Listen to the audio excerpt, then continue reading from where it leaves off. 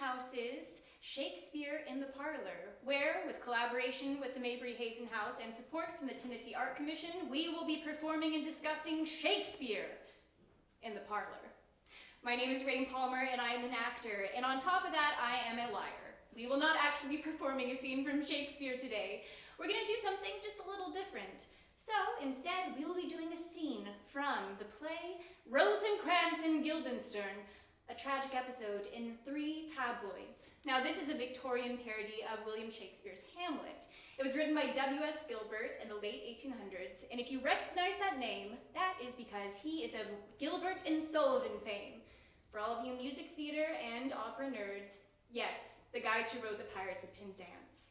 Now, this scene is a little short, but on top of that, it is one of my favorites in the entire show. Basically, the premise of our show is Hamlet, if no one liked Hamlet, especially because Hamlet insists on swanning around the castle and soliloquizing. Joining me today are some of my dearest friends and some of the best actors that Knoxville has to offer. Gentlemen, please introduce yourselves and tell us what character you guys are playing. I'm Caleb Burnham, and I will be performing Gertrude in Hamlet.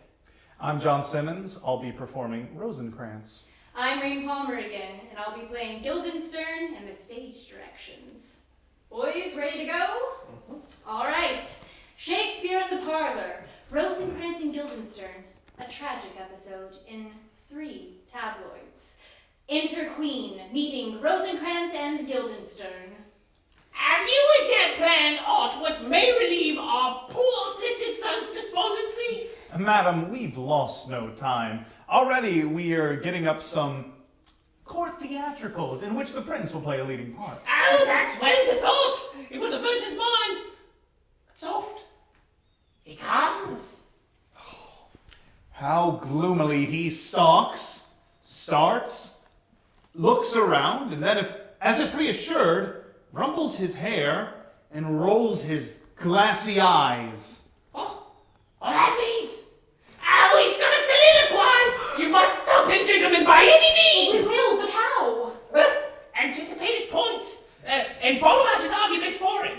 Thus you will cut the ground from beneath his feet and leave him with naught to say. We will. A mother's blessing on you, sirs. Now, Guildenstern, apply thee to this task. Music. Enter Hamlet. He stalks a chair, throws himself into it. To be or not? To be... Yes, that's the question. Whether he's bravest who will cut his throat rather than suffer all. Or suffer all rather than cut his throat. Go away. Go away. To die. To sleep. It's nothing more. Death is but sleep spun out. Why hesitate? The only question is, between the choice of deaths, which death to choose? Do put those dreadful things away! They make my blood run cold. Go away! Go away! To sleep. Perchance to... Dream! That's very true. I never dream myself, but Guildenstern dreams all the night long, out loud. Oh, blushes, sir, I do confess it true. And these questions, gentlemen, concern me not. For who would bear the whips and scorns of time? Who would bear the whips and scorns? Now let me see. Who'd bear them? Who bear the scorns of time? The whips and scorns. The whips and scorns, of course. Now look here. Don't tell us. Let us guess. The whips of time? Sirs, this interruption likes us not. I pray you, give it up. My lord, we do. We cannot tell who'd bear those whips and scorns. But that the dread of something after death. That's true. Post-mortem in the coroner, fellow to say, crossroads at 12 p.m., and then the forfeited life policy. exceedingly unpleasant. Gentlemen, it must be patted to the nearest dunce. 3 persons cannot soliloquize at once! So I made a terrible mistake. I invited people who are better actors than me, and now I feel bad about myself. But now we're gonna have discussions, and maybe it'll make me feel better, because you're gonna have to listen to me again. Okay, so one of the reasons I ended up choosing this piece was actually a conversation I had with Patrick Hollis, who is in charge here at the Mabry-Hazen House and is also a friend of ours. We were going through the archives of the Mabry-Hazen House, and we found something pretty interesting. As it turns out, Evelyn Hazen, who's the last person to live here in the house itself, was a big old Shakespeare nerd, just like the rest of us. And we found her complete works where she'd annotated it, she'd underlined things, she'd dog-eared pages, which is pretty shocking. But on top of that, we ended up finding an essay that she wrote about Shakespeare, specifically Comedy of Errors, which is a farcical Shakespeare that not a lot of people get to see or enjoy, and it can be very funny when it's done extremely well. And the interesting thing about Evelyn's essay was that it wasn't just about Comedy of Errors, it was because it was about the fact that Comedy of Errors is basically a reinterpretation of an ancient Greek play called, and I'm gonna butcher this Latin, so I do apologize. I wrote it out in sounds for myself, but I'm still probably wrong. The Menachme by Plautus. Also just guessing on that last name. And you know what? She was right. He definitely just stole the Menachme, also known as the Brothers Menachmus, so I can butcher a little more Latin, and he refurbished it, and he created Comedy of Errors. And I don't know about you guys, but I'm not terribly surprised about that, because Shakespeare did that a lot. They always say there's no such thing as an original idea, and I think that's arguable, but Shakespeare liked to take things that were his pop culture, the pop culture of the day, and turn it into something else. I mean, Romeo and Juliet, based on an Italian tale that had already been turned into verse. Why make it more verse, Shakespeare? Why? And then Hamlet is based on an Old Norse legend. These are all things that he knew about, and the people that he was writing these plays for, they knew about, and of course that goes from like the royalty to the peasants. These are all stories that people already knew, and he was able to take them and make them something more. Now, is that okay that he did that? Absolutely, because it turned out great. And on top of that, in modern days, we do the exact same stuff to Shakespeare himself. I mean, think about it. West Side Story, Romeo and Juliet in America with singing. And there's Forbidden Planet, right? Mm-hmm. Which is basically the Tempest in space. And The Lion King. The Lion King is kid-friendly Hamlet with lions. Look it up. Now, I think you guys are very smart people. So I was wondering if you would mind discussing some of these points with me. First off, what is it about Shakespeare, do you think, that makes us, hundreds of years later, still want to take his stories and elevate them to new levels, like W.S. Gilbert did with Hamlet, or Thomas Safar did with Hamlet, Lion King did with Hamlet? Well, I think part of the reason is because, especially now, 400 years later, is because they are so familiar to us that we know the characters, we know the tropes, we know the story, regardless of if we've read them or not. So they're things that are instantly recognizable, and the audience doesn't have to think too hard about who's who. Now, I think that's something that we do nowadays as well, with taking stories that have already been done. I mean, well, take for instance, Heart of Darkness. Heart of Darkness and Apocalypse Now. A lot of people don't know, probably haven't read Heart of Darkness that may have seen Apocalypse Now or Redux, whichever one you prefer. It's Redux.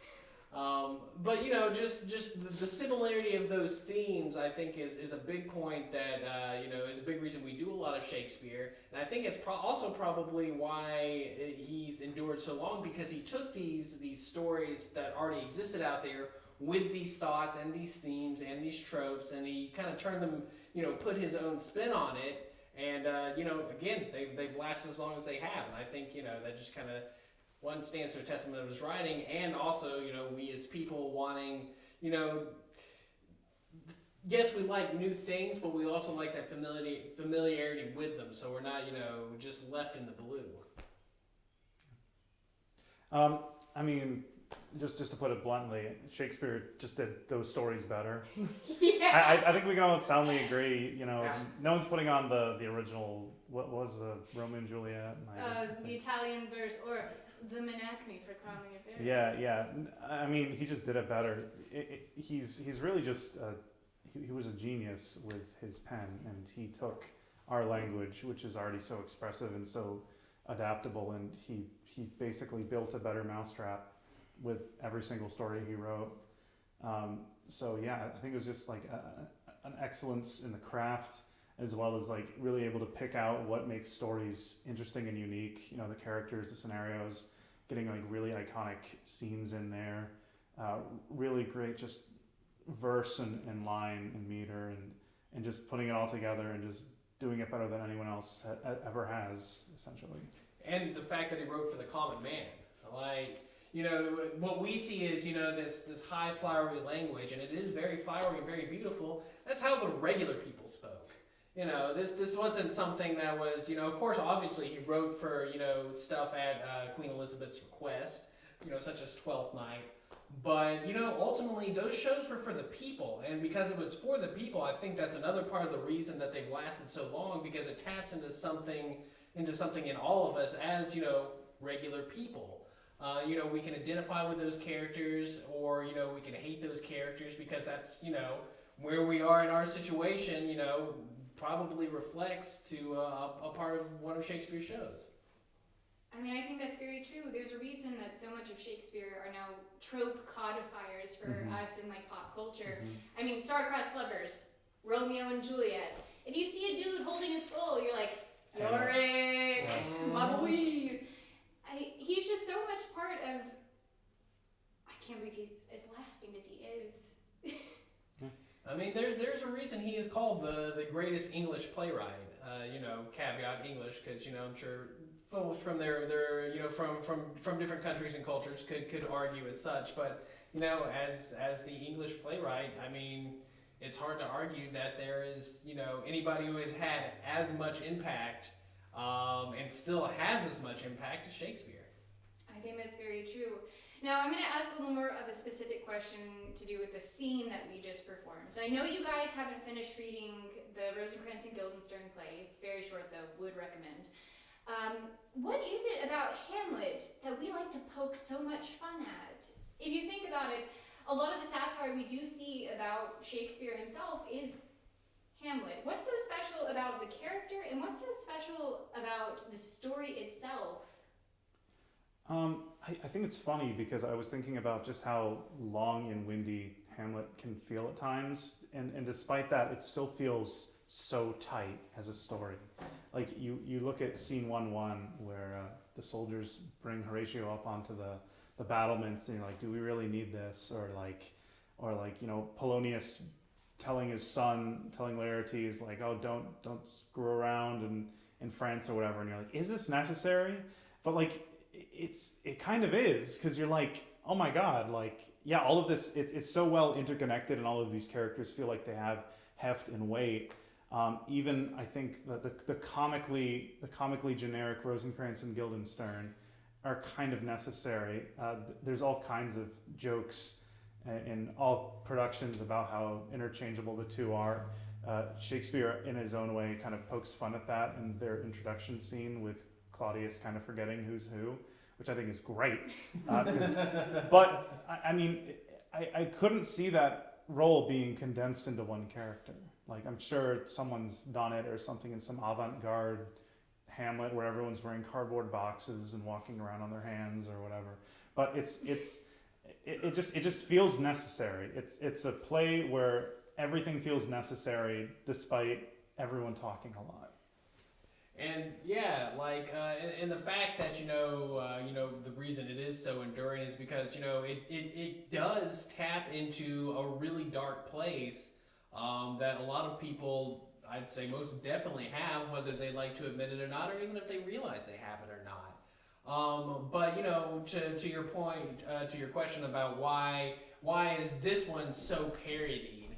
And I think with this show in particular, or any Shakespeare show, or really any form of art at all, is when you either take a closer look at it or take a step back and take a wider look at it and break it down, these things are absolutely ridiculous. Like Hamlet, like shut up and kill Claudius.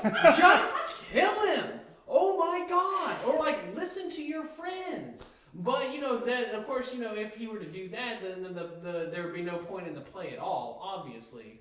But especially like with this particular piece and Rosencrantz and Guildenstern are dead, it's putting yourself into the perspective of those other characters, witnessing what Hamlet is doing and seeing how ridiculous that it actually is. Like I said again, not saying that Hamlet isn't a very deep and very dark and very thought-provoking show, because it is, but because of that, it also lends itself to being sent up and to be parodied, and I won't say made fun of, but lovingly satirized. Lovingly satirized, yeah. So I think because of the deepness and seriousness of it, it makes it that much easier to make fun of. I think that's very true, and I think it was very interesting. Both of you mentioned various Hamlet characters, and despite the fact that a lot of us didn't actually study Hamlet at school, I know I didn't, people would still know those characters' names. Right. Everyone knows Ophelia, everyone knows Hamlet, everyone knows Yorick, who only shows up like this, Claudius. It's just so interesting how present Shakespeare is. Yeah. Well, yet again, just because I feel like, a lot of what we as modern artists, are, especially from a young age, are exposed to first as, great art or literature is William Shakespeare in some form or another. So I think, for that reason and many others, I think a lot of our foundations are based upon, Shakespeare's thoughts and his ideas. And, that's, I think, another reason why we constantly draw from those, because we know it, and we know we can make these stories work, and we can make these characters work. Yeah. I mean, every single death in this play is iconic. You can't kill a character in this show and get away with it. No. I mean, whether it's being stabbed through the arras or being hilariously sent off to your death off stage. I think that's a really great point in Hamlet, is just all of these great characters have such great deaths. He just knew how to wrap up the story, and I know that there's a lot of nitpicks with the last scene in Hamlet, and like how it's kind of weird that Hamlet kind of drops this veneer and gets a little bit more gullible towards the end. But like just really seeing the rapid fire deaths towards the end is just so terrifying. Why did that happen? Okay, gotcha. Yeah, just watching everyone die at the end is a joy, essentially. I don't think I've ever seen a production of Hamlet where I wasn't like, yes, everyone's dead and it's great, and the Norwegians are here. It's awesome. They haven't been cut. Oh, if they haven't been. That's Old another. Fortinbras always gets the shaft. That's another discussion for another panel. Yes, another. The Fortinbras Pact. Yeah. The Fortinbras foible. Yeah. So we're kind of getting towards the end here, so Okay. I'm going to ask you guys a question I'm going to ask anyone I host, and that is, first off, favorite Shakespeare character that you want to play, and secondly, what is your favorite Shakespeare parody?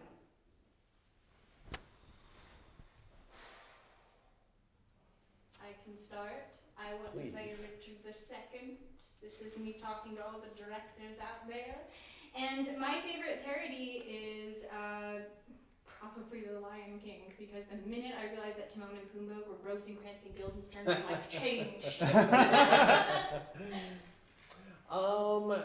For myself, I guess, I've gotten to play the character I love the most in Shakespeare's canon, which is Peter Quince, and I would definitely jump at the chance to play him again. But as for my favorite parody of Shakespeare, that's hard to say. But one of my favorite moments of Shakespeare parody actually happened a few years ago while I was teaching after-school theater in Skip Elementary. It happened to be a rainy day outside, so the kids couldn't go out and do their regular thing. So we got into one of the classrooms and we watched an episode of Arthur. Of course, you know, the one about the child he's an anteater, but it doesn't. Anyways, so this particular episode was a parody of King Lear, which just like blew my mind. And I had actually talked to the children probably about a week previous about the story of King Lear, because they ask. 3rd through 5th graders asking about Shakespeare. Who knew? But yeah, we finished the episode, and I go, guys, did anything in the story seem very familiar to you? And I'm like, I don't know. It was funny. Well, yes, of course it was funny. But do you remember when we talked about King Lear? And one of the kids was like, oh, it was the same. And I was like, yeah, that's right. You know, Shakespeare is all over the place. I mean, from, you know, a child's show such as Arthur to, you know, The Lion King or Forbidden Planet, or, you know, Shakespeare has just been, you know, done in so many different ways that he's everywhere, whether or not you realize that he is. Yeah. Yeah, I think, geez, you're making me pick a character on the spot. We were told about this question, so I'm trying to think. I mean, going back to Hamlet, playing the first gravedigger, the first fool, that scene, it's so funny. Like, just even reading it is funny, and like I think everyone who's wanted to play a comedic role in a Shakespeare tragedy at one point was like, yeah, I've got like the perfect idea for this. I know exactly how I'd be the fool in King Lear. Like, I got this. But like in my head, I'm like, oh my God, that's like me, right? Like, I want to do that. And then favorite parody, I don't know. I guess the easy answer is West Side Story, because my mom is a huge fan of West Side Story. And I watched that probably years before I ever even knew of Romeo and Juliet. Probably I was 5 or 6 or something when I first watched it. So West Side Story, but also I'm just like a big Lion King stan. I just love that movie. We stand Lion King. We stand Lion King. Stan Lion King. Timon and Pumbaa, my favorite Disney character for all time. Yeah. So, yeah.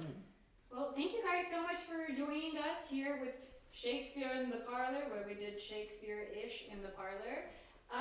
And thank you guys for listening. Remember, Shakespeare's great.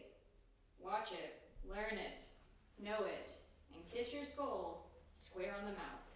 See you guys later!